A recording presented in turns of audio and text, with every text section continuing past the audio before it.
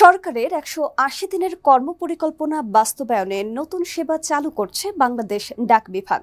উদ্যোক্তা ভিত্তিক franchise post অফিসের পরীক্ষামূলক কার্যক্রম ইতোমধ্যে শুরু হয়েছে। পাশাপাশি ই-কমার্স খাতে লজিস্টিক সহায়তায় ১৪টি ফুলফিলমেন্ট সেন্টার চালুর প্রস্তুতি নেওয়া হয়েছে। ডাক অধিদপ্তরের কর্মকর্তারা জানিয়েছেন, কর্মসংস্থান সৃষ্টি, সেবার মান উন্নয়ন এবং ডিজিটাল রূপান্তর এই ৩ লক্ষ্য সামনে রেখে ৭টি খাত ভিত্তিক কার্যক্রম এগিয়ে নেওয়া হচ্ছে। নতুন উদ্যোগগুলোর মধ্যে সবচেয়ে আলোচিত ফ্র্যাঞ্চাইজি পোস্ট অফিস মডেল। এর মাধ্যমে বেসরকারি উদ্যোক্তারা ডাক বিভাগের তত্ত্বাবধানে পণ্য সংগ্রহ ও বিলির কাজ করবেন।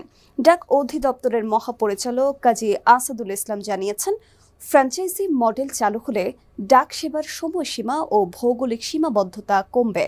একই সঙ্গে তৈরি হবে নতুন কর্মসংস্থানের সুযোগ। এছাড়া চলতি মৌসুমে দেশের বিভিন্ন জেলা থেকে ৩১২ টনের বেশি মৌসুমি ফল সংগ্রহ করে গ্রাহকের দোরগড়ায় পৌঁছে দিয়েছে ডাক বিভাগ। এতে সবচেয়ে বেশি উপকৃত হয়েছেন ক্ষুদ্র ও প্রান্তিক উদ্যোক্তারা।